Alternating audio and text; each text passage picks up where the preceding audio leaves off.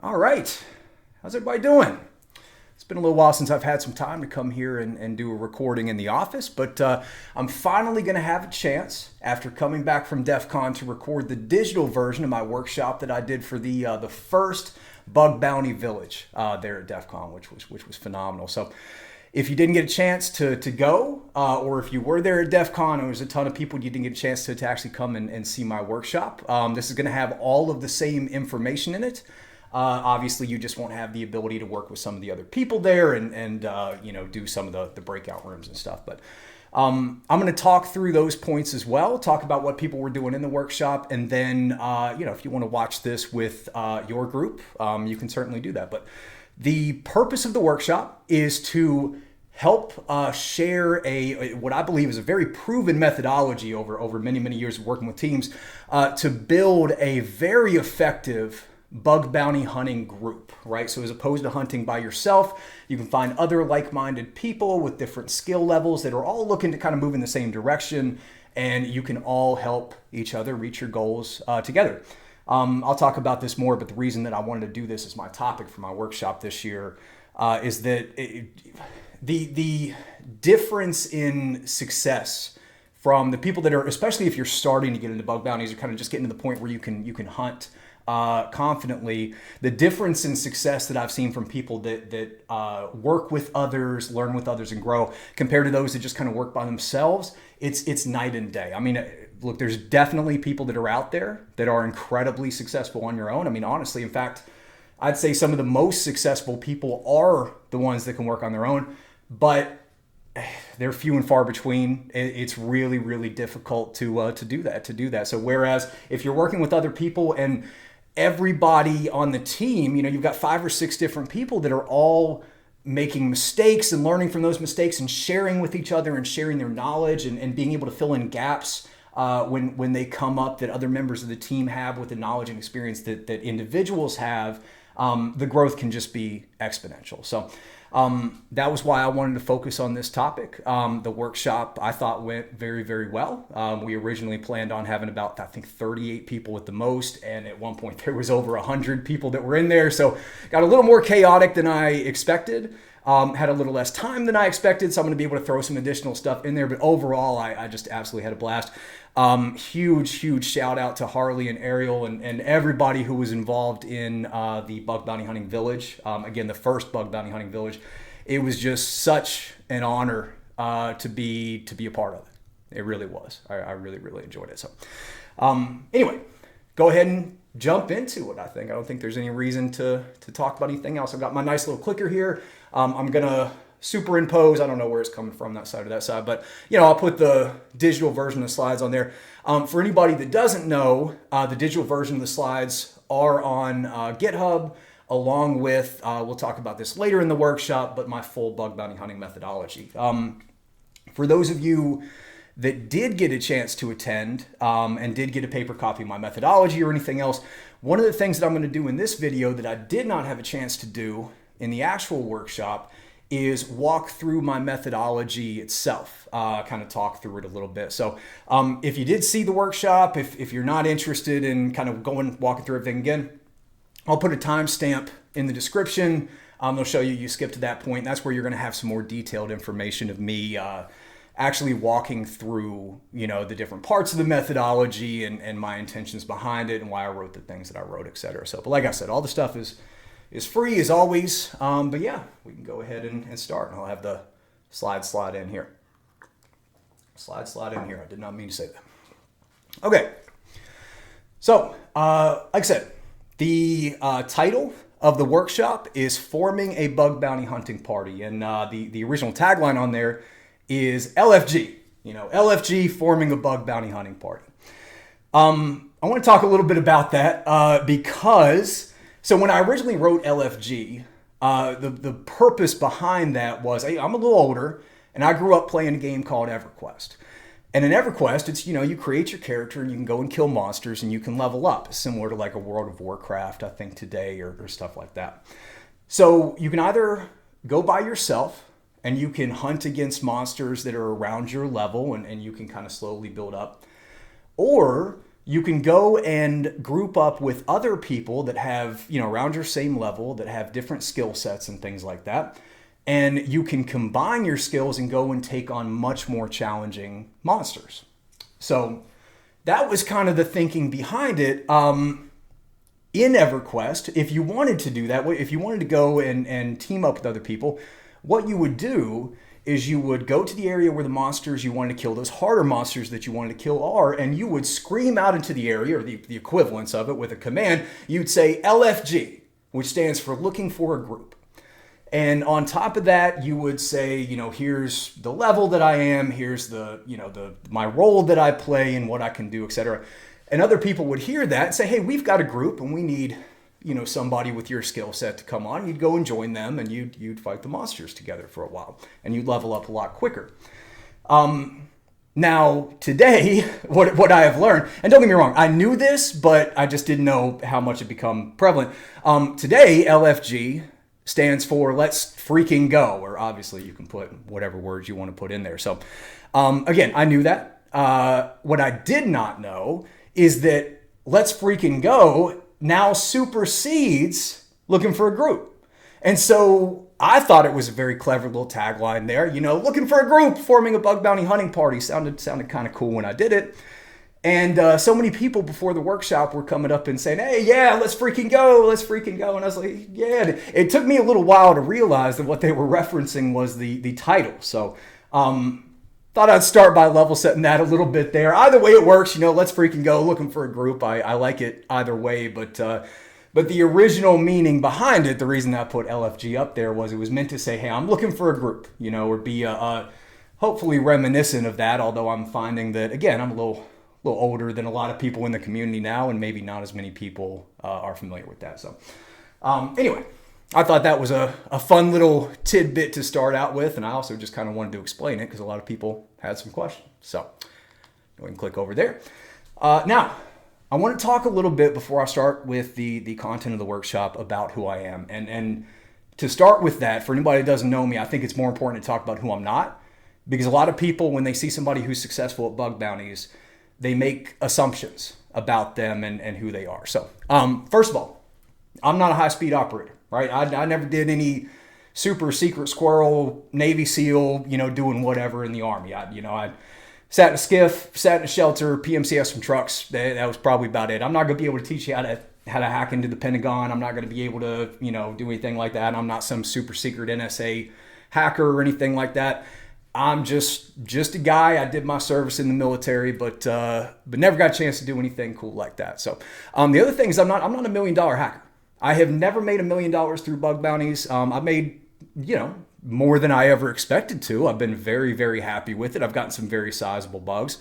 But I'm not going to be able to teach you in this workshop some type of a secret that's going to help you get that $1 million. You're going to start, making a ton of money, right? This is about learning to work with other people in an effective way so that you can all maximize your return on investment for the amount of time that you're investing in bug bounties. There's really no secret. It takes a lot of hard work. But yeah, so just kind of level setting, my experience in bug bounties there as well. I'm also not in any way, shape, or form a 100x coder. I don't just use Vim. I use VS Code. I like VS Code. It's a lot easier. I haven't built my own Linux kernels or anything like that, right? And I mean, all that is to say, you're pretty average engineer. You're pretty average penetration tester when you kind of lay it all out there. But I've been able to find my version of success through bug bounties, and so that's why I believe really anybody can if you put the work in. It's not easy. It's not easy. I don't want anybody going in here thinking like, okay, well then I'll be able to kind of coast into it. No, it's going to take a ton of work. It's going to take a ton of work, but it's 100% achievable for the vast majority of people. And if you work with others, I promise it's going to come much, much quicker. So moving on a little bit to who I am. First of all, I genuinely love bug bounties. The idea that I can sit at home in my office and hack into the applications of some of the biggest companies in the world. And not only am I not going to go to jail from that, they'll actually pay me to do it, that this can be a side hustle, this could be a career, is incredible to me, And especially because anybody can do that across the world. right? It's not just limited. Like if you want to get a job in cybersecurity, you have to be in certain countries and certain, economic positions. It is much more of a barrier of entry there. There's no barrier of entry for bug bounties, and I love that. I love the idea of somebody, who comes from, a much less advantaged position in the world, that a much less financial position than many other people. But if they can get their hands on a computer and if they can get an internet connection, that's all they really need. That's all they really need. If you watch my videos, you know that I teach a lot of things about logic testing and stuff where you don't need these crazy scanners. You don't need these crazy internet things. And it's, as long as you can logically think about how an application works and find flaws in that logic, you have the opportunity to make huge amounts of money, something that can be, life-changing for somebody in certain situations. So I just, I first heard about bug bounties actually from a video from Stoke and Bug Crowd. We're talking years, probably 6-7 years ago at this point. Good grief. And when I saw that, I was hooked immediately. Just the thought of being able to do that was the coolest idea in the world. And so I dove in, and it was very easy to get 10,000 hours of practice if it's something that you love. If at the end of the day, that's what you look forward to do, to turn on some music, shut everything else off, get into a flow state and, try and hack into Ford or Tesla or the Department of Defense. I love doing the Department of Defense. That's just fun, right? I'm hacking the government. They're going to pay me for it, I always thought that was very cool. So I've also had a very unique career path. I started my career in the military as enlisted. After leaving, I've done independent consulting. I've started my own cybersecurity company in LLC, Arson Security LLC. Actually, I've started two, but that's the most recent one. I've worked at more customer-facing jobs where it's more of like a consulting, pre-sales type of thing. I have been an engineer on a security team. I have led a security team as a manager. I feel like I've gotten the ability to see a lot of different perspectives that many people miss or that may not be able to see. So, and I think that gives me a unique perspective. I think I've been able to work with a lot of different people as well. And so I want to share that perspective. If I didn't think that I had anything to say, I wouldn't be saying it. I wouldn't be doing these videos. Trust me, these videos, they're a lot of work. They're a lot of work. And I'm not a YouTuber. I am a cybersecurity professional who creates YouTube videos in his free time. And it's a lot. But I'm very excited and passionate to do it because, like I said, I really do think that I have something to share and something to add to the conversation that will hopefully help other people. So that's why I'm here. It's just as simple as that. And the other thing that I was kind of surprised to find out, but it was a pleasant surprise, I actually really enjoy teaching. I have a real passion for it. There's not, I've found several bounties at this point. Over time, I'll be honest with you, kind of the real excitement and the dopamine hits and everything from when you're finding those bugs, it kind of diminishes over time. It's still great, always still great, especially when you find like new things and stuff, but it can start to feel like work. Whereas what I found is that helping other people find their first bug or helping other people find some version of success through bug bounties is, it never gets old. It never gets old. It doesn't matter how many times I've had people reach out and say, I found my first bug because of this video or this thing and this is what it did. It never stops being incredibly, incredibly exciting for me. So I really decided to lean into that a little bit through this. So like I said, that's who I am. Nothing more, nothing less. But hopefully the information that I put out there is helpful. And if not, there's a lot of people that are smarter than me that have some really great stuff out there too. So, you're already here, so you probably know this, but I'll put there on the bottom if you want to watch any more of my videos, learn anything else about bug bounty hunting application security. Got my YouTube channel there, Arson Live, and then also my GitHub is listed down there. I've got all the free tools all the tools that I've ever built for free, any scripts, anything. I don't have any private repos, I think, instead of just like scratches and stuff. I don't even know if I have any at all anymore. So you can go on my GitHub, you can get any of my notes, any of my tools that I've ever used. I just try to put everything that I can out there into the community. So that's it there. Let's go ahead and look at the workshop itself, what we're going to be doing. Like I said, so the purpose of this is to build a formal methodology for forming a group of like-minded bug bounty hunters to collaborate with, right? I mentioned this before. The reason that I wanted to do this is because just the differences in success are night and day. And so I really want to advocate for this. I advocate for this in my live streams and things like that, my videos.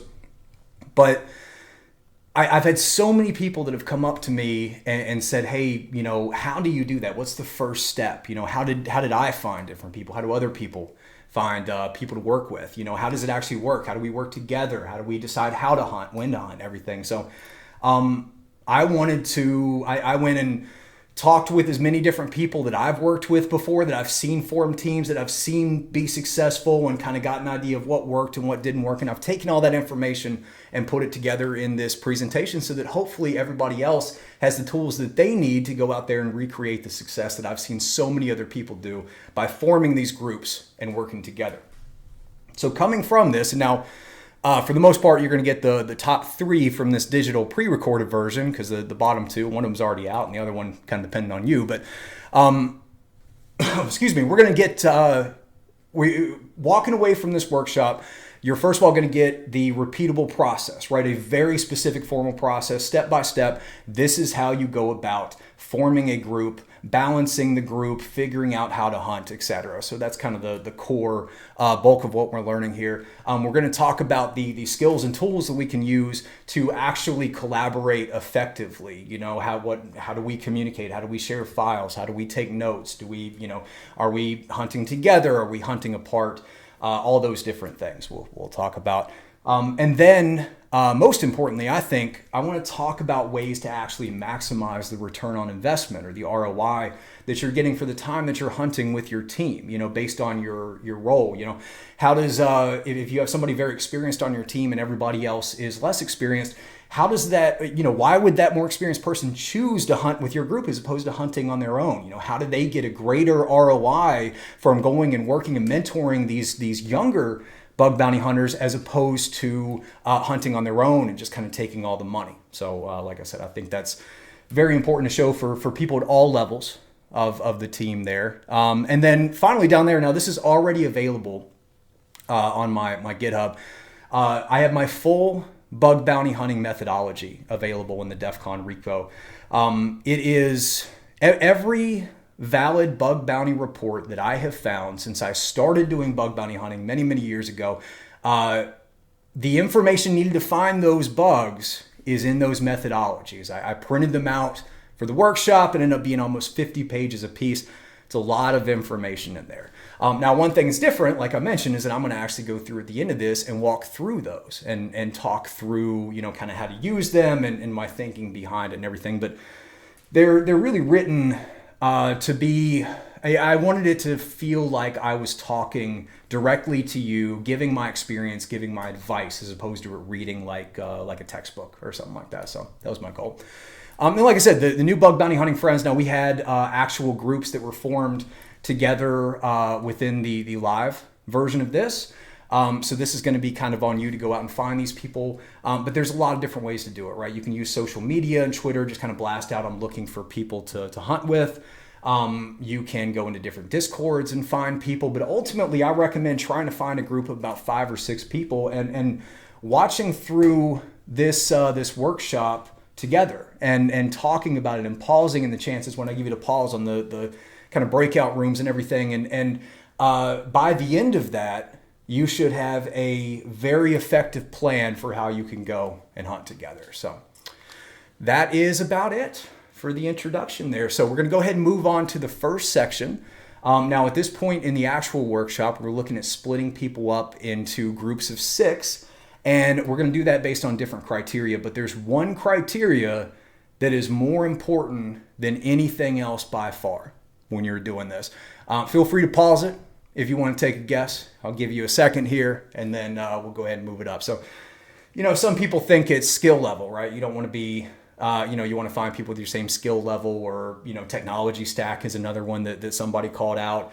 A lot of people have different conceptions of this, but the most important thing that you need to make sure every single person on your bug bounty hunting group is aligned on is going to be your definition of success, your goals that you're looking to achieve. And the reason for that is, first of all, if you all have the same goals, you're all going to be driving to the same place, right? So you know that you're going to be be able to support each other and help each other get there. But what's a lot more important than that is the fact that there are actually goals for bug bounty hunters that are completely antithetical to other goals. And so you're going to end up in a situation where if you have multiple people in the same group that have those antithetical goals, there's going to end up being this pull between the two of them. And eventually, one of those two people are going to be pulled away from their goal in an effort, to basically support the other person to reach their goal. So when you're forming your group, it is so important to make sure that all of your goals are aligned. And if you can do that, you will set yourself up for success. Everything else becomes easy. Everything else is ancillary. The skill level, the type of work that you've done, everything else is ancillary. If you just find a group of people that have the same motivations, that are all trying to go to the same place, that are trying to reach the same goals, then it becomes much, much easier to support each other because you understand what they're looking to do. You're going to be, everything's just going to align. And I want to, I have a couple examples here of antithetical goals and, how they just don't work together. So first of all, how you're actually going to go and hunt, what type of, hunting style you're going to do.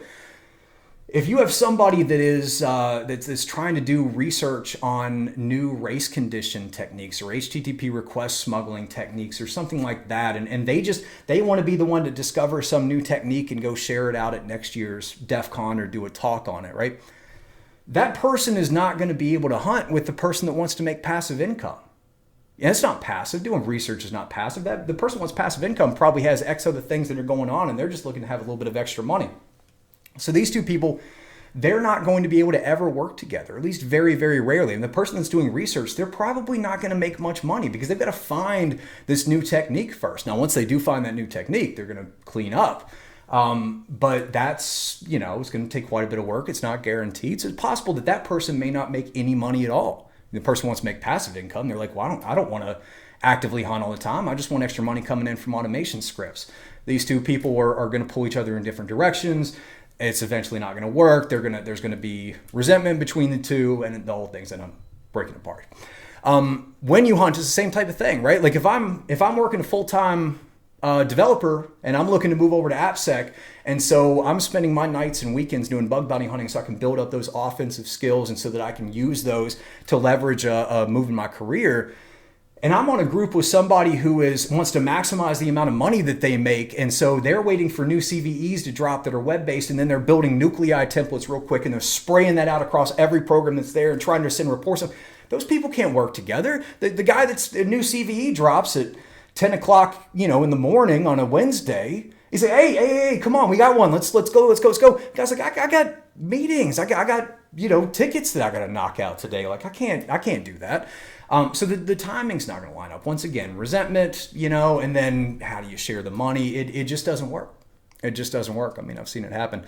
And then, going back to the why as well, right? We don't need to keep hammering home these different things. You can read it there, but right, like if I've got $10,000 in medical bills I need to pay as quickly as possible, and then my buddy Steve on my group, he's just kind of enjoys the process of bug bounty hunting. It's like a stress relief and likes a little bit of learning, so he does a little bit of nights and weekends.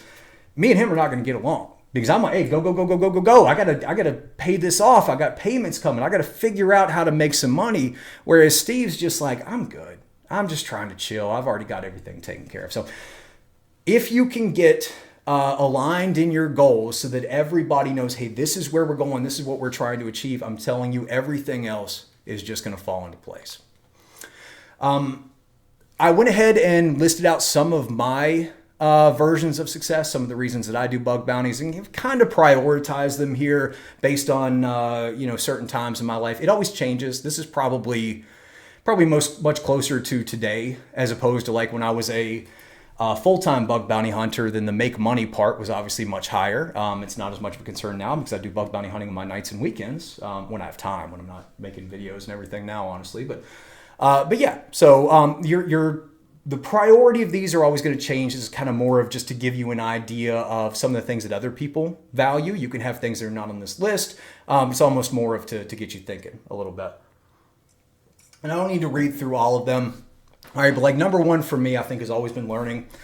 Being able to, being able to go into a lab, like a Portswigger lab or Hack Tricks or something, and learn a new technique and then be able to go out into real world applications and try to apply that technique and seeing how different compensating controls can affect it.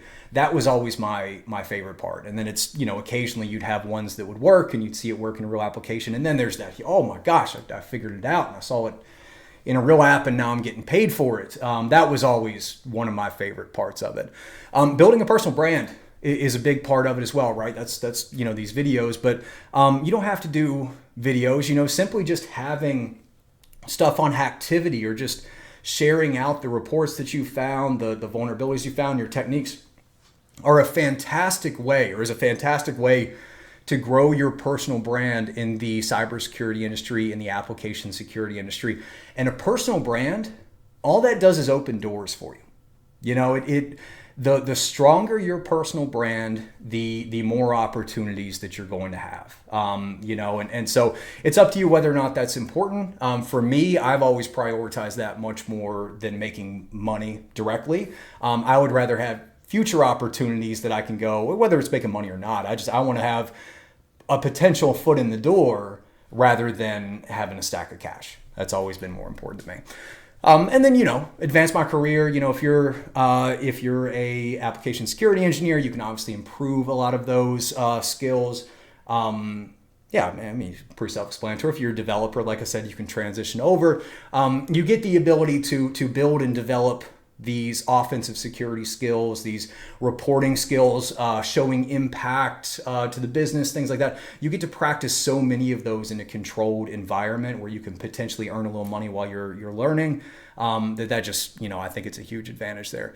Positive impact, right? I love testing on smaller programs or things that, companies that probably wouldn't be able to afford a larger cybersecurity program. Maybe they don't pay a lot for bounties. Maybe it's just a vulnerability disclosure program, a VDP, so they don't pay anything. It still makes me feel really good to know that I'm having a positive impact. And if you believe in their mission, especially like nonprofits and stuff, then it can be, you get those nice warm fuzzies while you're doing it. And that's something that I personally love. I mentioned making money, right? That's the earn while you learn, right? That's always been my mentality of it. Some people just try to maximize the amount of money. For some people, this is their number one, and some people do very well. Some people don't. Absolutely nothing wrong with that at all. But it's never been a huge motivator for me. Even when I was doing it full time, I still really enjoyed the learning there. And then fun and relaxing, right? Just get into a flow state, relax at the end of the day, play some music, go hack one of the major companies. That's just fun to me. Like I said, it's just fun for whatever it is. So, no matter what your reasons are, what your motivations are, everything, most people, if not all, fall into one of these four categories. Either they want to prioritize making money. That's their primary goal, is to make money through bug bounties. That's a big money group up there in the top left. They're going to be the ones that are going to be the most successful usually. Just in my experience, the groups that are looking to maximize the amount of money that they make, they are hungry, they are aggressive, they are, working a lot of the time, they are creative, they're finding new ways to do it, they are incredibly, incredibly motivated. And like I said, it tends to translate into bugs and ultimately money there. So nothing wrong with that at all. I wouldn't be in that category, but the ones that are, like I said, they're probably going to be successful. They're quite what's the right word? I guess motivated really is it. They're ready to go. They're ready to go all the time. Cyber professional is probably more where I'd put myself. That and earn while you learn. But a cyber professional, right? Are you somebody that's looking to get a career in cybersecurity, or are you looking to transition, from something else to application security? Are you looking to grow your application security career? Whatever that is, your version of success is somehow represented in your career where you're going to go and work for a business, a larger business, and contribute to that from the cybersecurity perspective there. And then similar, but also the opposite is content creators. Content creator, very focused on growing a personal brand and leveraging bug bounties to essentially build something for themselves ultimately. So content creator may not be the best term. It could be entrepreneur as well as another one, right? If you want to build your own cybersecurity company, you want to work for yourself. There's a lot of people that are out there. Like I said, I did that, full time for a little bit. But yeah, so your content creators ones, you're not interested in going to work for somebody else. You want to build your own thing, and you want to use bug bounties at least partially as the medium that you're going to do that. And then the last one, earn while you learn. Like I said, you're more interested in the learning, in the research, in the ability to go and take these concepts and test them out in real world applications, see how the compensating controls affect it. You're not too motivated by money. You're typically kind of moving slower and everything, but you're getting probably more enjoyment out of it than most other people. So no one group is better than the other. They are just different motivations. And if you can get a group that aligns on all of those motivations, so where all 5 or 6 people in the group all fit into the same category, you are going to exponentially increase your chance for success. So in the workshop, after going through here, this is the point where this is the first of 4 decision points. This is still a personal decision point, although typically we would talk with other members of the team. But basically, if you're actually participating, take a minute, pause this, and think about what your versions of success are and translate into one of these 4 groups right here, right? Okay, so I'll give you a chance to kind of pause now if you're doing that. I'm gonna take a sip of my coffee, and then we will move on to the next one. Coffee's always saving my life. Okay. So yeah, like I said, pause it if you need more time, but we'll go ahead and move on. So at this point, hopefully you have you've selected one of those 4 groups, and then if you are actually watching this with other people, you've gone through, you're all aligned on that same group, or on that same goal, on that same motivation. So now we're going to look at balancing the teams. Now again, at this point, when we were in the workshop, I had the ability to move some people around and stuff. We had like much bigger groups. So, but really this kind of just gives you an idea for the digital version of what the different ways to balance the teams are.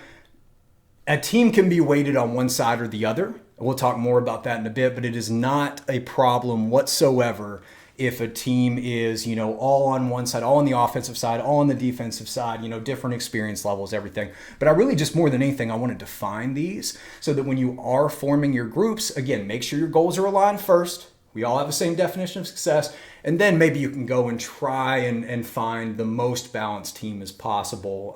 But not as important as the goals there. So the first thing that we balance the teams on is offensive and defensive. Do you come from more of a red team background or a blue team background? Red teamers, they've been penetration testers, everything, obviously. Excuse me, they are very good at identifying vulnerabilities and articulating the risk and impact of that vulnerability if it's weaponized, right? So they can go in, they can find the cross-site scripting, they can talk about how somebody can use that to steal cookies or make, do whatever they want to do with that. But they don't have the knowledge typically of how a developer might defend against that. And so that's where the blue team comes in. Blue team has been a cybersecurity engineer, has been a developer, anything like that, to where they understand how security teams work to prevent attackers from being able to actually weaponize and exploit these vulnerabilities, right? So going back to the content security policy, going back to the red team, right? The red team may go in and say, hey, I've got this cross-site scripting payload that I see rendering in the DOM. Nothing's being encoded or anything. It should be working, but it's not working. So they reach out to the blue team member. The blue team goes, okay, well, I see that they're using React on the front end. React has JSX, which has a templating engine that is naturally defends against that. So even though your payloads are being reflected in the DOM and are not being encoded, that's never going to execute because all of that DOM is being built virtually and then applied. This is the way that React works. That's a whole other video there. But so they're going to be able to have that conversation back and forth and say, hey, that's never going to work, or if they do get a cross-site scripting, they get one that's valid, but they're trying to load an external script and it keeps getting blocked. Well, the blue team knows, actually we said it earlier, but the blue team knows that, well, they've got a content security policy, and that content security policy does not allow for external scripts outside of these couple places. So let's see if we can get an external script to load from one of those domains so that we can bypass this content security policy as well, right? So it's always great to have an even balance of this if you can. Again, not necessary, not a requirement, but the more of a balanced team you can have with the offensive and defensive sides, the more that you can get that back and forth communication going to where they feed off each other. They have complementary knowledge to where the red team isn't going to spend hours and hours trying to get this cross-site scripting to work because the blue team already told them it's never going to work because they're using React and JSX at that point. It's just not possible, So they can feed off each other and go back and forth. It leads to exponential growth here. And that's kind of talking a little bit about the return on investment that some hunters on different sides will get as well, which we'll talk about. The next part is the experience levels. So starting with the learning phase. Anybody who's in the learning phase does not yet have the ability to do bug bounty hunting on their own. It's like wading out into an ocean of possibilities. They don't know where to go. They don't know where to start. They've read some things, done some labs, but they're just lost when they actually get in there. They don't know the actual steps in the methodology, right? Absolutely nothing wrong with that. Most people are going to be in this phase, especially if you're working with people that are more on the beginner side. It's very difficult to overcome that first hurdle and get to the applying phase. But again, working with a team, you're going to get there a lot quicker than you would by yourself. Once you get to the applying phase, the only requirement for the applying phase is you can hunt on your own. Essentially, you have the ability to go out on your own. You understand the methodology. You can go through and you can identify and find vulnerabilities when there. Doesn't mean you found a bunch of bugs. Doesn't even necessarily mean that you found any bugs. Right? It just means that you by yourself can sit down and go through and have the potential to find vulnerabilities within an application. That's a very hard level to get to, and most people stay in there. Again, there's another level up that. But moving on from that, you get to the mastering. Very, very few people would consider themselves in the mastering phase, right? But for the mastering phase, you have found some level of success through bug bounties. Doesn't mean you've made $1 million or done anything like that. It's just whatever you wanted to get, whatever your version of success was, you found that in some capacity, and you are comfortable teaching some of the topics that got you there to some of the lower level people that are on the team there. Lower level is a terrible way to put it, but the people that are in the applying phase, the learning phase, the less experienced individuals that are in there. Again, I'm going back to the whole EverQuest thing where we're thinking about levels and stuff. We don't need to we don't need to keep digging into that. Again, you don't need to have anybody in the mastering phase for your team. It's fantastic if you can. In fact, if you can have a red team and a blue teamer on that'd be phenomenal. But all you really need is one person in the applying phase, and you're good. As long as you have one person in the applying phase that is comfortable going out and hunting on their own, and everybody else is in the learning phase and they can ask questions and make recommendations and do research and stuff. Eventually, those people in the learning phase are going to keep building up and you all grow together. Remember, you don't want to form the perfect team immediately. That's so hard to do. Don't think about that. Think about finding people that you enjoy working with, that share your goals, and then think about growing your team. Think about where your team can be in a year or 2 years, and then you can kind of apply that to it. So, again, not a requirement to do a lot of balancing on any of these. More than anything, I wanted to define the individual, definitions and everything. It's a terrible way to put it. Define each of these so that as you're forming your groups, you will have some concept of it in the back of your mind there. So, moving on to the next exercise now. So at this point, ideally, you've got a group of 5, 6, 7, however you want it to be, but you've got your group. You feel like it's well balanced. You're all aligned on your goals. Again, that's the most important part. So now we're going to start looking into the individual members of each group and what the role or what roles they can play on the team there. It's my favorite slide, by the way.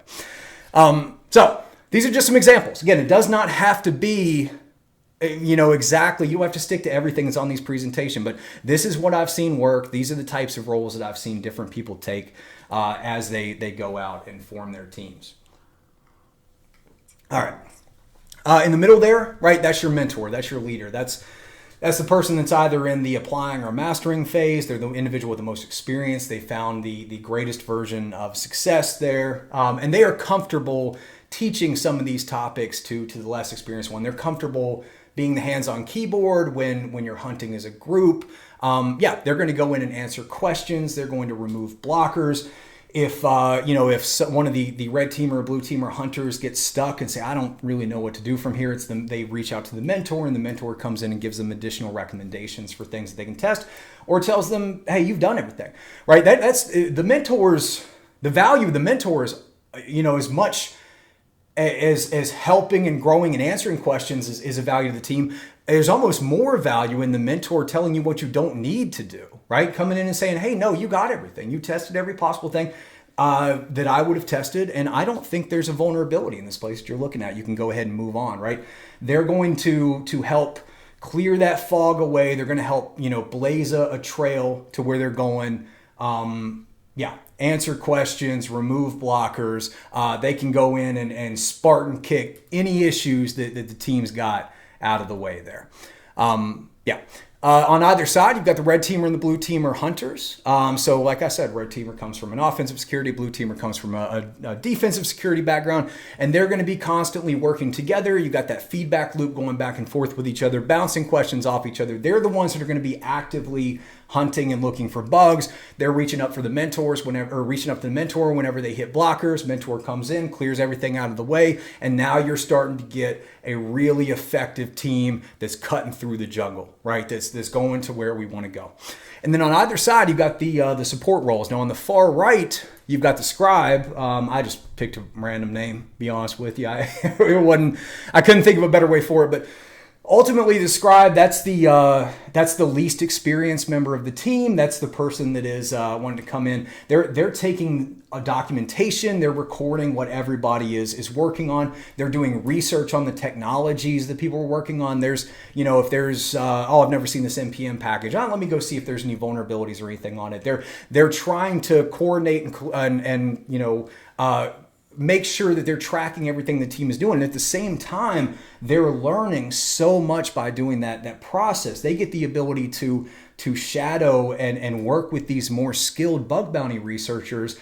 And very, very quickly, these scribes are going to start to figure out what direction they want to go, and they can build themselves into one of the more impactful members of the team. Although having somebody that goes and takes all the notes and coordinates what everybody is doing is a very valuable asset to have there. So I don't want to have anyone shy away. Some people just like to do that and that's it, right? They just like to maintain the notes and do the research and everything, and then they come in and contribute on the bugs that way, right? They'll find vulnerabilities while other people are hunting just by identifying things, known vulnerabilities in technology, and making recommendations. They end up collaborating with the other people there. And then the last one on the far right there, and this is something I think a lot of people don't think about, but I've seen it work really, really well with a couple groups, is your automation engineer. And your automation engineer, right, that's somebody that is much more, probably has a developer, a QE background. They love writing scripts. They like being in a flow state. They may not ever work directly with the researchers. They may not come on and do, like the group hunting or anything else. What they're doing is asynchronously, they're getting into a flow state and they're building out tools and resources and things that solve problems for the team. So, the team is testing on this one program, and they find, well, man, I'm having to manually go and do all these different IDOR tests that are specific to this one thing. It'd be really great if I had a script that could just go and do that. Well, they send that request over to the automation engineer. The automation engineer, in their own time, builds it out in a couple days, sends it back to the hunter. The hunter goes and finds 3 or 4 vulnerabilities from that, because they can check 1,000 things in the time that they had to do 1, 2, 3 manually. Now, all of a sudden, the automation engineer is collaborating on that because they use the tool that the automation engineer built. So that is, again, I've seen it be, in fact, some of the most effective teams that I've seen. One in particular is in my mind actually has 2 people that do automation. That's all they do. Again, they're not offensive security focused at all. They don't even consider themselves cybersecurity engineers. They enjoy being a part of it, and they've been able to have a really great side hustle from just building these tools that the bug bounty researchers are using, and then empowering them to go and find those vulnerabilities once they're there. So Talking a little more about the team dynamics. I've gone through a couple of these, but just digging into a little bit, like I said, the mentors, they are, they're almost getting a little bit more passive income. They're not doing as much active hunting. You've got multiple people that are reaching out all the time with questions. Yeah, have you seen this before? Have I tested everything? What would you do here? This and that. And so they kind of sit back and they watch what everybody else is doing. They make recommendations. They can go in and test whenever they want. But it's much more about like kind of being there, being a leader for the team than it is actually actively hunting. Your active hunters down there at the bottom, you got your red teamer and your blue teamer. So they're constantly testing. And like I said, the red teamer is learning the blue side of it, is learning the defensive side, and the blue teamer is learning the offensive side. And so both of those individuals are growing so fast. They're learning the other side of that and becoming a well-rounded engineer that's going to help them in any way they want to do. It'll help them become better in bug bounties, especially if you're a cybersecurity professional, because more and more every day, application security engineers are expected to be penetration testers, security engineers, developers, every QE test, everything that you can think of. So the more you can learn those valuable skills and become more well-rounded, as part of this bug bounty hunting is so invaluable. And it just makes you so much better at, for the red teamers, anticipating missing security controls, and then for the blue teamers, understanding how an attacker would attack your system so that when you go and defend them, you're not going to leave gaps that they can take advantage of too. Going on to the others, right? The scribe, like I said, they learn and document, so that's the value that they're getting. They are constantly learning from the other people. They are, like I said, they're taking the notes. They're tracking, hey, these are the things that have been tested, that haven't been tested. These are the types of testing that we're doing. The red team hunter, one person says they want to go and test with this thing. Scribe says, well, actually, I've got it documented that the other guy is testing the same thing, so maybe you can try this instead. However you want to do it. But ultimately, they're there to help and support in any way possible, and in return, they get that learning. People may think that that's something that... I don't like the way I say it, but some people may think that that's not something that anyone would want to do. Like, I kind of, it's almost like I feel like an intern a little bit.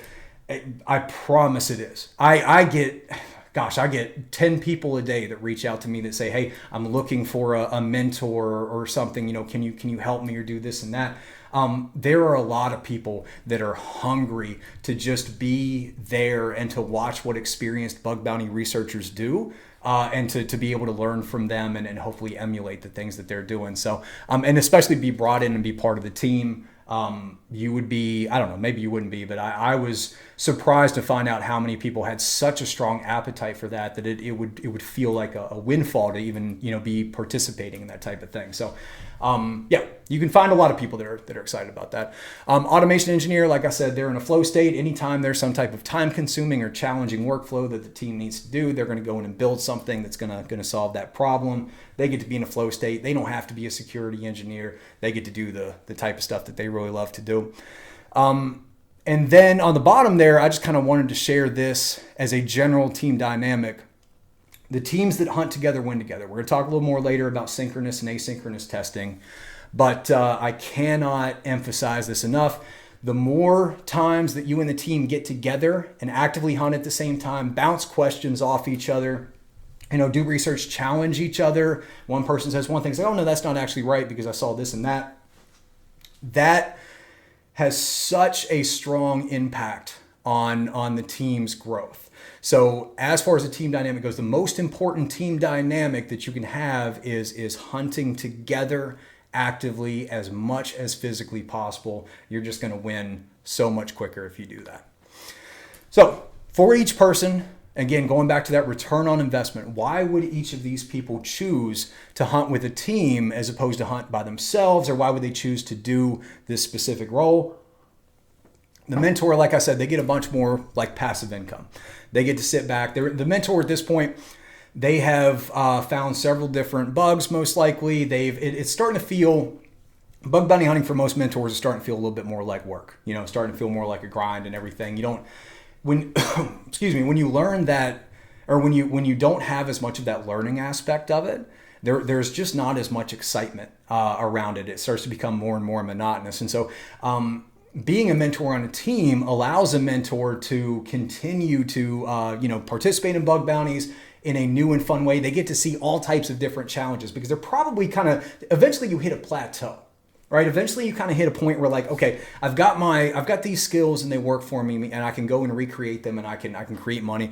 And you almost like, you get stuck in what you know, and then it's really hard to see other perspectives or try different techniques and everything, especially when you know that some are successful and you can just go back to that and repeat them over and over again. So being a mentor on a team not only gives you that passive income, you probably make more income doing this because you get to collaborate on so many different reports as opposed to just doing the one or the ones that you're doing.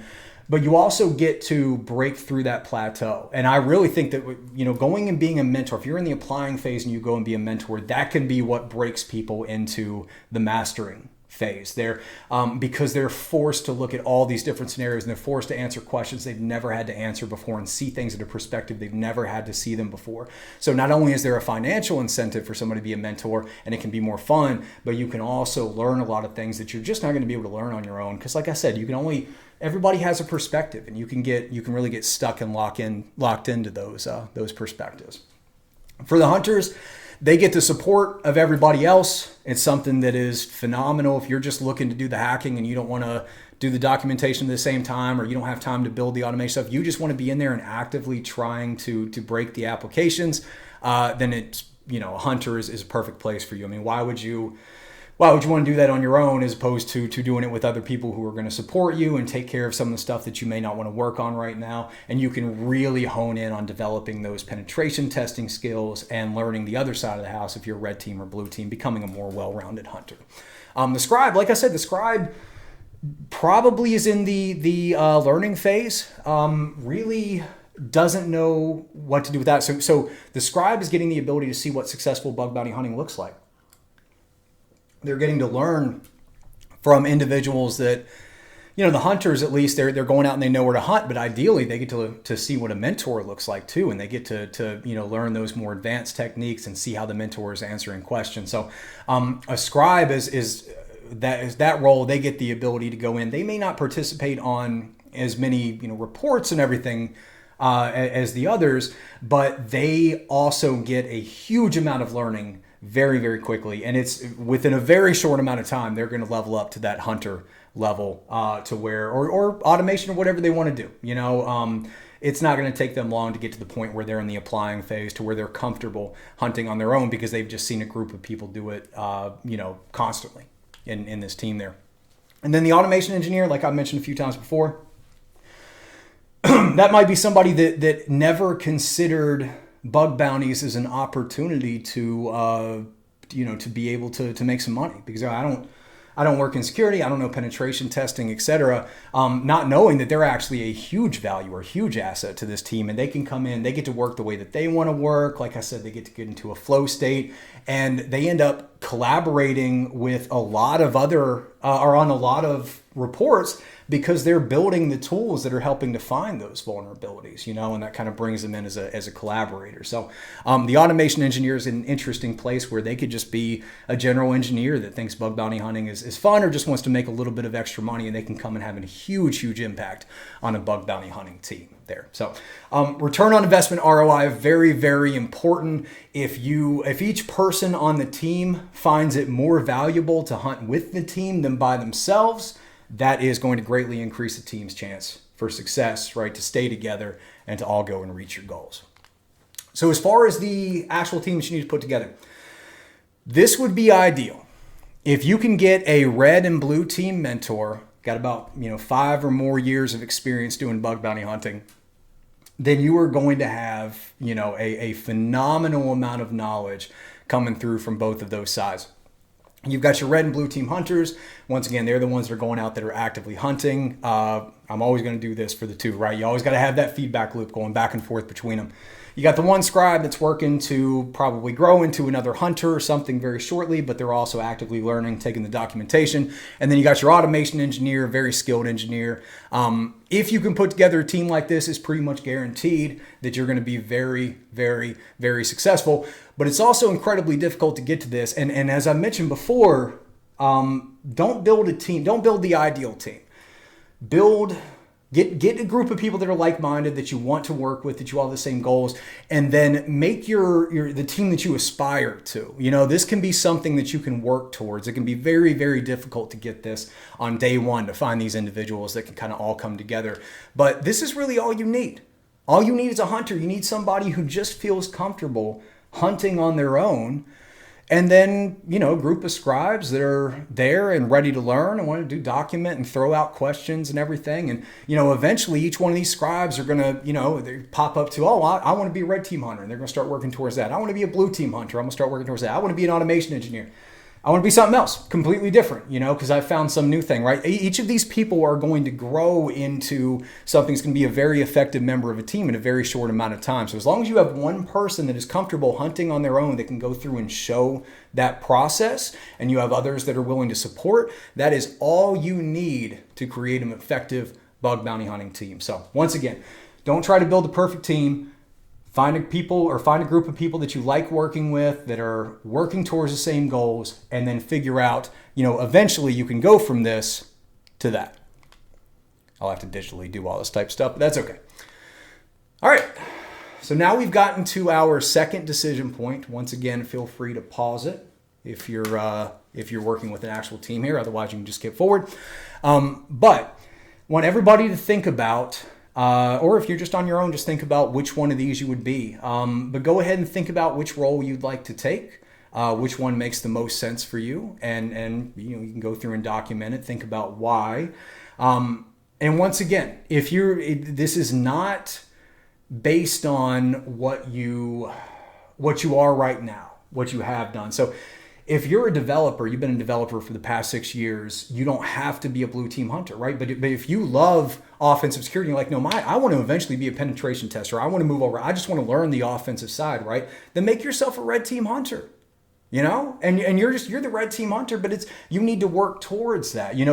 It's more about your aspirations and where you're going and where you want to go. Because if you're doing the work, that if you're moving towards something that you want to move towards, it's going to be so much easier to be intrinsically motivated to do that, to continue to hunt and everything. So I always recommend, don't pick what you think you'd be best at. Pick where you want to go. And then, you may, if you've got no penetration testing experience, but you want to be a red teamer, well, then you're going to start as a pretty experienced red team hunter on a team. But you're going to get better pretty quickly because you already know a lot of these defensive things that are on that side. And so you're going to research and learn the offensive stuff. And once again, you're going to be intrinsically motivated to do that because that's the direction you want to go. Those are the things that you want to learn. So, pick where you want to go. Don't pick where you are. Don't pick your best thing for the overall team. Pick what's best for you. Give it a second here. Feel free to pause it if you need more time. Otherwise, we'll move on to the next one. Okay. Continue getting more coffee. All right, one more sip. Sorry. Haven't done this much talking in a while, to be honest with you. Okay, so now that we have our team, we have a well-balanced team of, around 6 people, and everybody knows their individual role, knows their level. We have a general idea of the team dynamics. Now we're going to start looking at planning our hunt. And all the decisions that you and your team have made up until this point are going to affect how you actually hunt, the different types of styles that you can use to be successful. So I have 3 of my favorite hunting styles here. There's a million ways to hunt. There's so many different ways. And it's always like the teams that are the most creative are the ones that are the most effective, by far. So these are just examples. These are things that I've done. These are the most common ways that I would hunt. But please don't get bogged down in this. Please feel free to come up with any other ideas that you can think of or any other ways that you want to test. So, but the 3 different ways that I would typically hunt for bugs, either recon heavy, Jason Haddox is quite well known for this. But essentially you are looking for applications, endpoints, attack vectors, anything that no other researchers have found yet. So you're doing a lot of recon, a lot of, checking for subdomains and endpoints and parameters that you're just constantly fuzzing until you can find one of those targets that nobody has found yet. So, and then you're going to be able to test it where you're not going to have any competition with anyone else. You can typically find some vulnerabilities that way.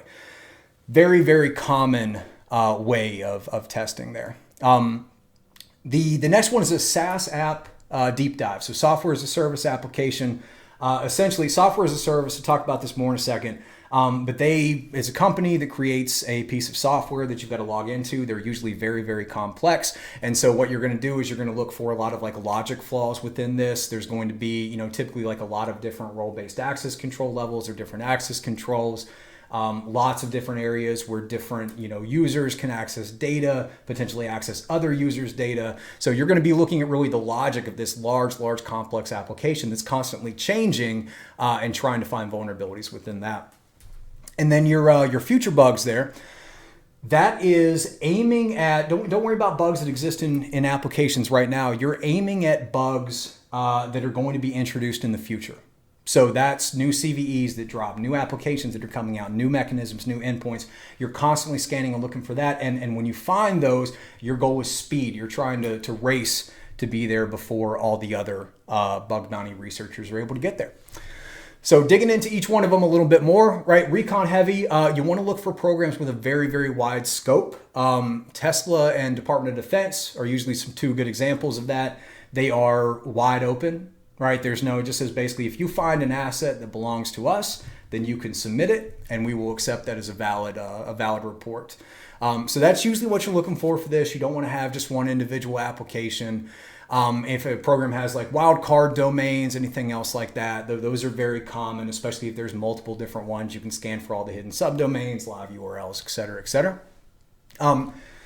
Good things and bad things about this, right? The bugs are going to be much less consistent, but when you do find something that nobody has tested on, then you're typically going to get a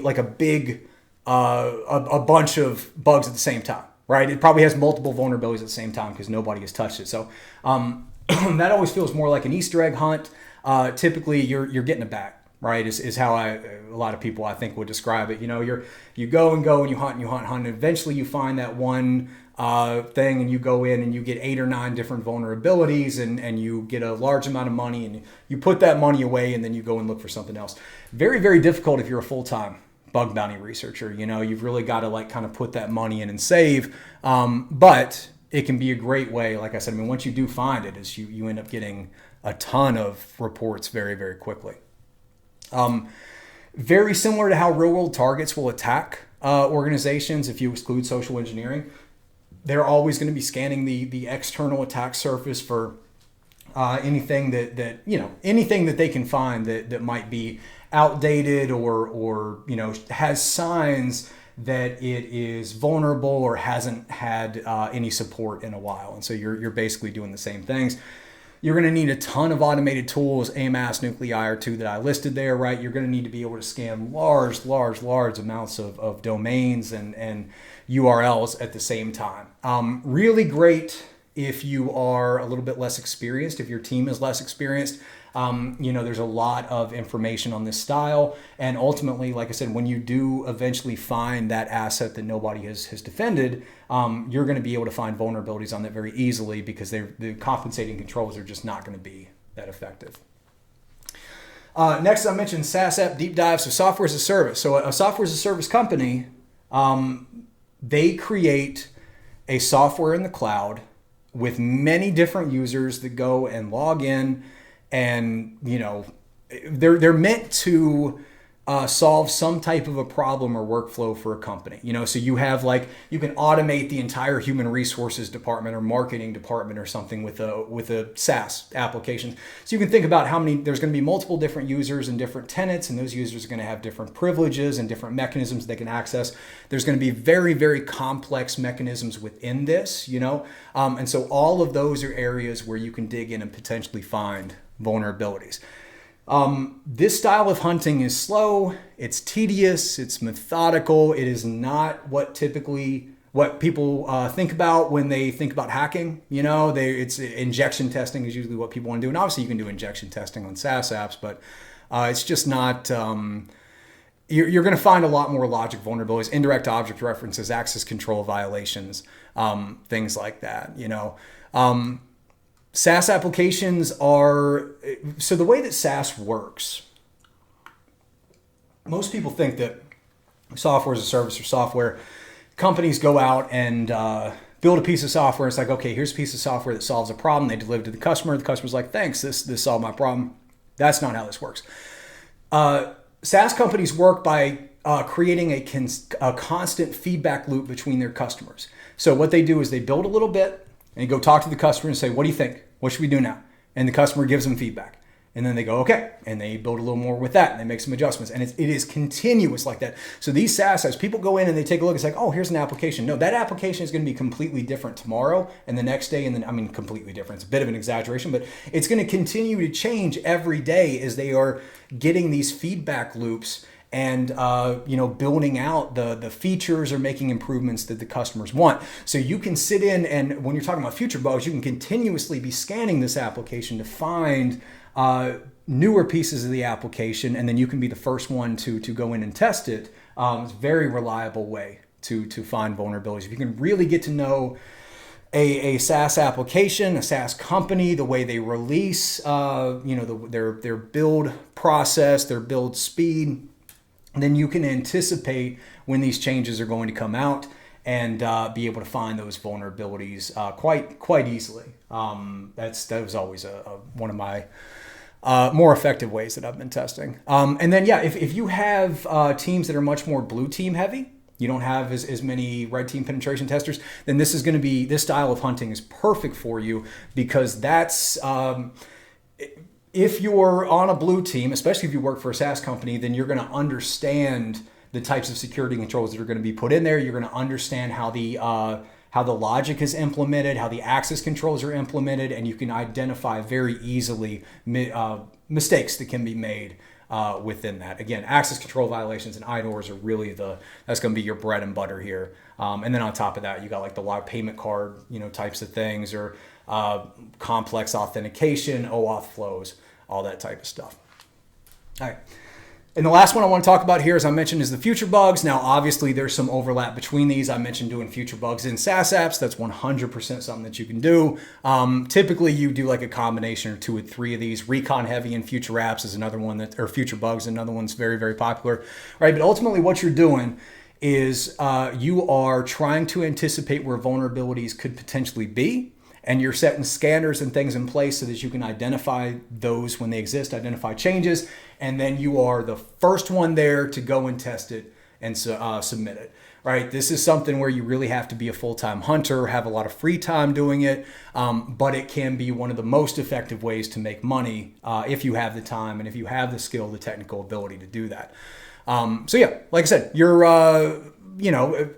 a new CVE drops, new web-based CVE drops, and you go and you make a nuclei template before anybody else does. That's something I used to do all the time when I was a full-time researcher. And then you already have, through your automation, basically every live URL for every public program in HackerOne available. And so you create this template and just bam, you run a scanner and go. And then you get an alert or a ding whenever it finds something. You probably find 8 or 9 in the attack surface because this is a brand new CVE that people haven't had a chance to patch yet. Now, are there some companies that say we're not going to allow you to submit on CV or new CVs? Absolutely. But not all of them do, So check the scope, find out which ones you can use, which ones you can't. Have everything prepared so that when a new CVE drops or something new vulnerability type happens, you can immediately go and test as many different targets as possible to see if you can find that, right? Same thing, like I mentioned, a new feature is released in an application. A new application from a company is released or being built. You can use news and blogs from companies' marketing pages to go and anticipate those types of things. Really, really perfect. People want to maximize income. Really terrible for security professionals because, like I said, you probably got other things to do. You cannot be at the whim of whenever a new vulnerability is discovered. All right, so we've got the third of our 4 decision points now. We want to talk as a group. Again, if you're actually going through this workshop process, talk with your group and decide what style makes the most sense for you. You don't have to use one of those three. You can use a combination, like two of the three. Typically it's recon heavy and future bugs, or SASAP and future bugs, very common. Or do some research on some other ways, some other hunting styles that people do, and maybe there's a better fit for you. But yeah, ultimately you want to work with everyone to get on the same page. We want to make sure that the style of hunting that we're doing is in line with our goals that we chose in the beginning. So give you a chance to pause it here if you need. I'm going to continue drinking my coffee, and then we'll move on to one of the last sections. Man, forgot how hard I've been. This is one. There better not be anything wrong with this video, because I'm now an hour and 2 minutes in to this one take that I've been doing. So yeah. Gosh, I haven't talked this much in a while. Okay, so like I said, you pause it if you need more time, but we'll go ahead and move on. So, last section I want to talk about is the how for hunting as a group. Typically, most of your hunting is going to be asynchronous. You go synchronous and asynchronous. Synchronous, you're all hopping on a Zoom meeting or whatever you want to use. You've got one person like the mentor that's actually the hands-on keyboard that's going and hunting. Everybody else is answering questions and going and doing their own research, or maybe doing their own testing on different attack vectors as they're moving through, right? That is where the bulk of the growth happens for the team. If you remember before, I said hunt together, win together. That's where it is. You're synchronous hunting. You get on, you're talking, you're challenging each other, bouncing questions off each other. That is the best way to hunt. Unfortunately, it's difficult to do that for the majority of the time. So most of your hunting is going to be asynchronous, where one person will go and do some testing on this, say, hey, I found this attack vector or this endpoint, and I'm thinking this and this, and kind of dropping some information. And somebody else later goes and picks that up. So let me try that, and oh, that didn't work, or oh, this one did work, and I found this, and you kind of dig in together, and ultimately you're going to find a vulnerability there. Typically you'll end synchronously validating everything, but asynchronous up until that point. So take every opportunity you can to do synchronous testing, but whenever you have to do asynchronous testing, which again is going to be the bulk of it, just make sure that you have a tool that facilitates it, that you can share notes and files, and it's secure, and everything that you want to get from it. Talking a little bit about the tools. So I've tested out a lot of different things over the years for synchronous tools, right? Zoom and Google Meet, they both have limitations to the amount of time that you can be on different meetings. Zoom, I know it's like 45 minutes, which is just, you're not going to get anything done in 45 minutes. So there's great things about each of them. If you want to pay for it, go for it. But I'm always looking for free versions for this. I want to eliminate any gatekeeping whatsoever. I want anybody, as long as you've got a laptop and an internet connection, you can get on there and be able to test. So if you're looking for something that's free, that's easy to use, I'm a big fan of the Discord voice chat. Discord in general, I don't use it a ton, as far as like chatting and everything, but for collaboration, it is a phenomenal tool. And you can get in voice chat for as long as you want. I've had, probably 12-hour sessions with people where we've gone through and tested. And it's great to just not have to worry about any time limit or starting new meetings or anything. And it's also, async as well, which kind of leads right into this. Asynchronous testing, right? So, or tools that you can use. Confluence. If you want to be a security professional, if your goal is to get into cybersecurity, use Confluence, because that's what most of the companies that you're working at are going to be using as well. And so you can go get a free account from Atlassian and at least get familiar with it. But other than that, Google Docs is great as well. I typically use Google Docs and Slack for asynchronous, although Discord is good too. The only problem with Discord for asynchronous is there's a message limit unless you pay for it. And that gets very frustrating for me, because a lot of times I want to drop like big things of notes in there, and I always get blocked with it. So I usually use a combination of Google Docs and Slack for asynchronous, and then we'll hop over to Discord if we're doing anything synchronous. But that's just what works for me. It's not super clean. Some people just like to buy something that takes care of it. It's totally up to you, but that's what's worked for me. All right, pretty easy section there. Now we're going to move on to the methodology. Now, like I said, in the actual workshop that I did, I brought paper copies of my methodology there and handed them out. But the digital copy has been up there, since the workshop, and anybody who wants to use it is more than welcome to go and use it there. So just a general breakdown, right? About 30% of my methodology is recon, going in, starting from basically a company and ending with a list of live URLs, or ultimately attack vectors is where you're looking to get there. I've got about 10% of my methodology is cloud. That's Alex McLaughlin is much more his specialty that he works with me. If anybody hasn't seen him, check out his Substack, by the way. But yeah, I still do a lot, especially with AWS. With cloud stuff, I typically, there's some general misconfigurations, DNS records and stuff that I look for. And then the main thing I look at with cloud, and this is something that I want to do a lot more research on in the future, and if you're looking for something to dig into, I think this is something that a lot of people are missing. The barrier between custom application code and AWS services within large SaaS applications. I've worked for SaaS companies for a long time, and what I've noticed is that a lot of times the developers, when they are using AWS services, so they're writing custom code to leverage AWS services, they often don't really understand those services they're using. They've either been told to use that, or they've just found that it's something that'll solve their problem. But there's a lot of nuance to that they almost certainly don't understand. Less known configurations for pre-signed URLs is one that's a great example of that. Or, even something like an S3 bucket that they don't know that they need to lock it down, right? If they have the power to go spin up an S3 bucket and they're like, nobody's going to be able to find that and know that's there. And meanwhile, there's a CNAME record that's floating out there that they can go and grab. And now all of a sudden I can directly upload and download things from an S3 bucket that is, attached to the application, has customer data on it. So if you're looking for something to dig into, that's something to think about. It's something that I plan to really dig into here in the near future. And then, about 20% injection. That's, cross-site scripting, prototype pollution. That's what you think of with typical hacking. You take a funky payload and send it in there, and it causes the application to act in a way the developers did not intend to, and you're able to weaponize that behavior in some way to access sensitive data you should not have access to.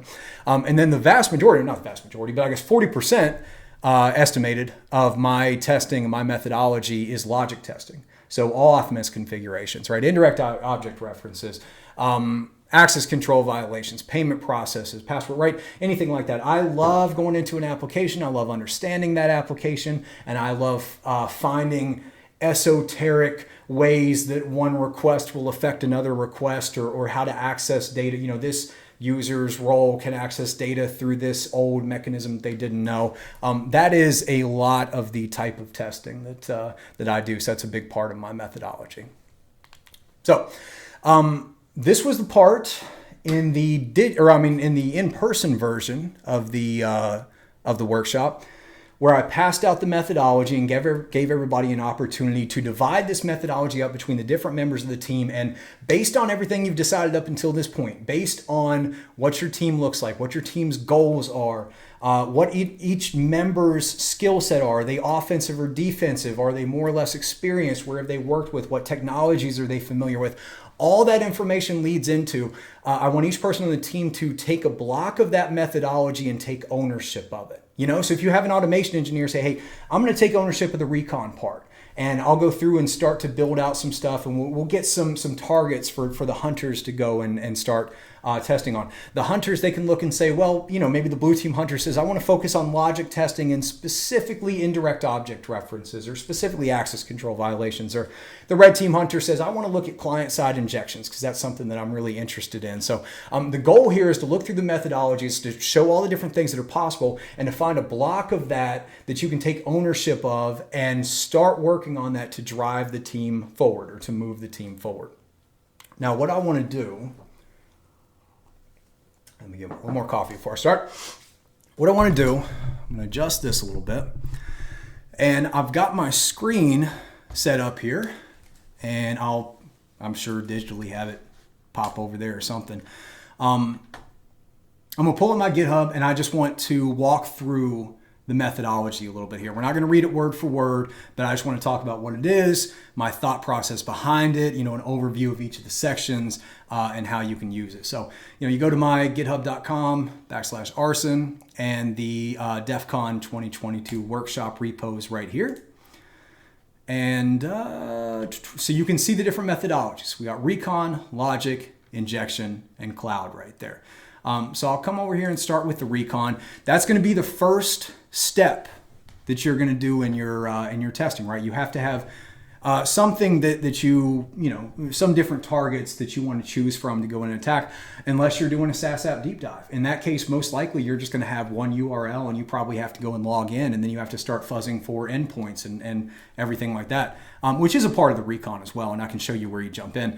But ultimately, the goal with this is to find every possible target and attack vector. So, and before you start the recon methodology, think about, are you looking for injection or are you looking for logic? Because the recon that you're going to do for that are completely different, right? So set out and say, like here I might say, okay, I want to do logic testing, so I'm going to be looking for logic attack vectors. But you need to make that decision with this methodology before you start going through. Otherwise, it's just going to become all muddy, right? And I'll let you read through this all, but I always want to call this out the ebb and flow. People always ask me, where do I, when do I stop with the recon? When do I go in and do this step, do that step? There is no clear answer to that. What I do is I go down until I have about 3 to 5 different attack vectors that are from a specific class, like a logic or injection. And then I go and test those, not a ton, but I just go and do a little bit of testing on it, start to get an idea of whether or not they're vulnerable, what compensating controls are there. And then I go back and I find 3 to 5 more, right? So I'll go down, and then anytime I hit a wall, I go back and I start, don't start the recon over, but we go back as far as we need to go back and find new attack vectors. Sometimes that's just going and finding more from the list we have. Sometimes that's going all the way back to finding a new URL, to starting with a new Apex domain. Sometimes, you just don't know. But you're constantly flowing back and forth when you're doing this, right? So you're never static. Your recon is never static. And if at any point you don't know what to do, the answer to that question is go back and do more recon. Okay, so this over here. So the recon methodology basically is written like this. So we're starting out here. This would be if we have a wide open scope. So if the first thing you have to do for recon is you have to find an Apex domain. Apex domain is like that core domain. It's like google.com as opposed to gmail.google.com. I don't even know if it's a real thing, but that Apex domain is going to have several different subdomains that belong to it, and all of those could be potential web applications that are within the scope. So to start, if you have a program like DoD or Tesla that doesn't have any domains, any Apex domains or anything at all in its scope, and it just says anything that you find, you can submit, then first thing we need to do is find an Apex domain, and we can build from that. I have a lot of different ways that we can do that, so you can look through. But typically what you're going to do is you need to find Apex domains that the company owns. ASN numbers are a fantastic way to do that. Google dorking, right? Just trying to find a site that has the name. You can go to, Crunchbase, find acquisitions and stuff. But ultimately, there's Crunchbase right there. I try to put as many links as possible in here as well. But ultimately, what you need to do is you need to find an Apex domain that you can prove that the company owns. With Department of Defense, right? If it's just a .mil, I think that's pretty much all you have to do. Don't quote me on that, but if I remember correctly, I said. But yeah. Also, each one of these sections within the my methodologies, specifically within the recon, have an input and an output. I wrote this for the automation engineers. If you want to automate this process, if you have a script, well, that script should take some type of a company name or some way to identify the company, and it should output a list of Apex domains that are proven to belong by that company, along with some justification as to why, right? So I'll let you read through each of those there. This is just an example of some of the different ones, but ultimately the first thing you need to do is get a list of Apex domains and really pick an Apex domain that you want to dig into. So once you have an Apex domain, you need to get subdomains. Again, that's like you've got google.com. Now you need vulnerable.google.com or email.google.com or whatever it's going to be. You need to find all the available subdomains, because those subdomains could potentially point to a live web application, which is ultimately what we're trying to find. So there's tons of different tools to do this, right? AMAS is probably the core one that does everything in here. But then after that, which it does all of these, but I break this process into, 3 main sections and then one kind of subsection there. So web scraping, you're going to look through Google APIs, Shodan, certificate transparency logs, all those different things, public resources that are going to already have this information that you can go and access. Brute forcing, so we've got google.com. So, fuzz.google.com, put that through FUF and just start, throwing a bunch of different things at it. You're testing a bunch of different possible domains and waiting to see if they have any type of response there. And then link discovery is the last main one. That's once you have a list of live URLs, subdomains that are pointing to live URLs, then you can go and crawl each one of those applications, and there's likely going to be references to other subdomains that they could potentially own within that. So once you have to do these in order, or at least you have to do web scraping and brute forcing first, and then you can go to the link discovery and expand what you have. And then cloud IP ranges, I don't need to talk too much about that, but it's based on a really great blog, and I wrote a simple Python script that automates it there called Clear Sky that you can download and use whenever you want. Sorry, a little more coffee. So ultimately, you're going to end up with a list of subdomains, and the last thing that you need to do is you need to find out which one of those subdomains, can't highlight apparently, which one of those subdomains is pointing to a live URL that you can actually access, because that live URL is a potential target that you can test on. A lot of different ways to do that. I've got different ways you can do it. HTTP probe and HTTPX are probably the 2 most common ways to do it. You can write your own little Go script. Go is phenomenal for this. If you don't know Golang, I recommend learning it, and trying to do things like this is very, very easy. It's phenomenal with multi-threading. You test a lot of things very quickly. So moving on, once you have a list of URLs that's pointing to live web applications, the next thing you need to do, and this is a part where a lot of people struggle with, you need to choose the URLs, what I call target URLs. You need to choose what applications are worth your time. And in order to do that, you want to scan all of these. Now, the other thing that you're doing is you want to find any just known vulnerabilities that are in there. So things like nuclei are great for that, right? You've got all these different live web applications, scan it with all the nuclei templates. Potentially you'll find some CVEs or stuff like that. But most of the time you're going to find a lot of misconfigurations, certificates that are expired or self-signed, or just, any types of different things that could be in there. So, but at this point, you need to move from the list of URLs to eventually choose an application that's worth your time. See, I wrote a lot about this because it's a very, very complicated process. But you have a very small list, if not a single URL that's worth your time, and you can start to dig into that individual application. So I'm going to be talking a lot more about this in the future, so I'm going to avoid digging too much into it. In fact, I'll save that for later.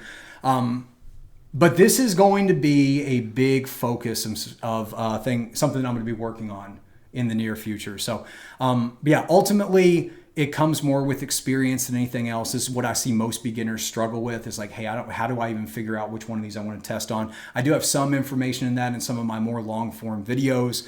But yeah, I'll have more about it in the future when I get a chance. But ultimately, you just need to find patterns that show that an application is probably not being protected in the way that others are, or for whatever reason you believe that there could be some type of vulnerability on that app, and so it's worth your time. Once you move after that, you're going to dig into the individual application. You're going to do enumeration, right? So ultimately what you want to do is you want to find attack vectors, and this is where or potential attack vectors. And so this is where you're going to divide between the injection and the logic, right? So if you're doing injection, you're going down here. Ultimately, you need to find endpoints. You need to find parameters. You need to find any hidden headers. You need to find as many different ways that an external client can interact with the application as possible. And again, I've got a ton of different information on ways that you can do that, right? Is it check for the different HTTP verbs? Do they have hidden headers, cookies, etc.? If you want to do logic vulnerabilities, go through and check their compensating controls. Are they storing data on the client side that they shouldn't be storing it, like in local storage? Do they have the proper cookie flags that are implemented on there? All of these, best practices and security controls that you would expect to see that if you're not seeing, show you that there could potentially be a way that you could exploit it, right? The access controls, if you're doing logic testing, how complicated are their access controls? For logic testing, ultimately what you're looking for is complexity. Complexity leads to vulnerabilities. So look for complex mechanisms, look for complex access controls, look for, if you're trying to look for IDORs, see how they're validating the client's identity, right? Are they doing it through a session token where they build a user context, or are they just simply having a path parameter that identifies the user ID? Like my user ID is 1234, and I put 1233, and I get another user's information in there. All these things are feeding into your decision about whether or not that application is worth your time. So ultimately you're going to come out with a list of attack vectors that are worth your time. And if they are logic, you're going to come over to logic methodology. And if they're injection, you're going to come over here to the injection methodology. Now I do have some ways that you can actually hunt just with recon. So if you're doing like a recon heavy style, if you're a team that's very heavy in automation engineers, if you're looking for passive income, anything like that, then this can be a great way to do it. Scan for leaked secrets in an application, API keys, JSON web tokens that shouldn't be leaked, anything like that. And be getting access to private messages that from other users, etc. You can also look for leaked secrets outside of the application. So as opposed to it being something that's misconfigured there, it's more of an organizational issue where they have allowed sensitive information to leak out in something like Stack Overflow or Pastebin or Virus Total's another one, right? Do they have URLs with access tokens that have been found in Virus Total? And all just examples that I'm kind of pulling out. There's thousands of different ways, but I try to go into a little more detail there. And then leak secrets on GitHub and GitLab, right? Very, very big. Do they have public repos on there that have sensitive information in it? Are software engineers doing tests for sensitive things on their personal account? Are they just like hard coding dot files? Is very common. Did you find the dot file that has hard coded credentials that a software engineer just kind of threw up there? Are they bash scripts that are used that may end up somewhere? Again, just some ideas, but ultimately you're looking for secrets. There's some great YouTube videos on this. There's an individual named The Gentleman, I think is his handle, that has a great methodology on this, been very successful. And then I have a tool here, an older one that will go through and, let me just open it, why not? Go through and test for, several different things that could show something sensitive, right? Like, do we have a private key or anything in there? That's basically the concept there. And then CVE spraying, I mentioned this earlier. This is for, the future bugs, right? New CVE drops. You're going to do a lot of recon, and then using a tool like Nuclei, you're going to spray it across and probably find some vulnerabilities there. So recon is the first one that you're going to do. Once you have those attack vectors, if it's an injection attack vector, you can come through here and you identify, you fuzz for the unexpected behavior. Now, I don't want to read through every single one of these, but essentially once you have that attack vector, if it's an injection attack vector, you can come over here and see the different ways of how to actually test it, right? So we're going to fuzz to find anything that might be unexpected behavior. We need to figure out where that unexpected behavior is coming from or where we're breaking the application. We need to find out why that application is breaking. And then once we find that out, we need to see if we can weaponize it. That is the core process of doing injection testing, right? Break the application, find out where it broke, find out why it broke, and then see if we can weaponize that break. And then down here, I go into a lot of detailed things about how to weaponize it, right? The server side, client side, database injections. Got some links to some of my other videos here. And then, a lot of examples of how we're going to do the different cross-site scripting. Each individual one, what is the goal here? What are we trying to accomplish? Server-side injections. I mean, I really try to put as much information as possible. For server-side injections specifically too, we've got examples of the methods that can actually go with that. Because the server-side injection vulnerability, ultimately all that is user-controlled input has been processed by the application on the server side, and it's caused the application to act in a way the developers didn't intend. It's got some unexpected characters or anything in it. That's really all it is. For every single one of these, command injection, code injection, SSRF, SSTI, every single one of those all boil down to user-controlled input in an HTTP request gets passed to a method on the server side, and it causes the application to act in a way that the developers did not intend to. It's really as simple as that. Understanding how that works is something very different, though, and then some database injections there. For logic testing, it's much more about learning the application, understanding its architecture, understanding what objects exist there, the authentication, does it have any custom client-side JavaScript files here? You need to truly go in and understand the application, and then you can attempt to bend the logic within the application to cause it to act in a way that it's not supposed to, right? Instead of trying to find attack vectors necessarily, you're really trying to find mechanisms here. So like here, we found the mechanism to register an endpoint. A mechanism typically consists of multiple different HTTP requests that go through. But yeah, you're ultimately identifying a specific CRUD mechanism, and then you're looking to abuse that to cause that mechanism to act in a way that it shouldn't. Also very important that you understand the different types of security controls that exist in there, the different ways that you can bypass them. So I've got a lot of information in there to do that. Talk about IDOR specifically. I've got several different links to my videos there. But yeah, I mentioned before, what is the identity? How is it actually validating the client's identity? Very important. And then OAuth testing, right? I'm a big fan of OAuth testing, so I've got some notes in here. I want to expand this out a little bit, but I was able to get as much as I could before the thing there.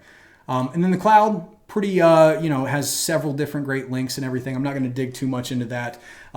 This is still the part that I really want to dig into a lot more, but I haven't gotten a chance to do a ton of research on that yet. So, okay, I think that's about good. I'm going to move this back over here.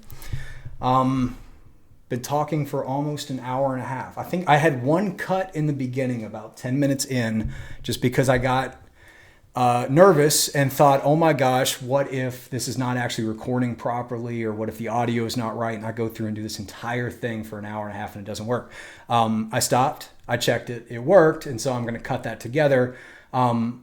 If I get out of this and this one didn't work for any reason, I'm going to be very upset. But I don't think that's the case. So, okay, I'm going to go ahead and grab my thing here,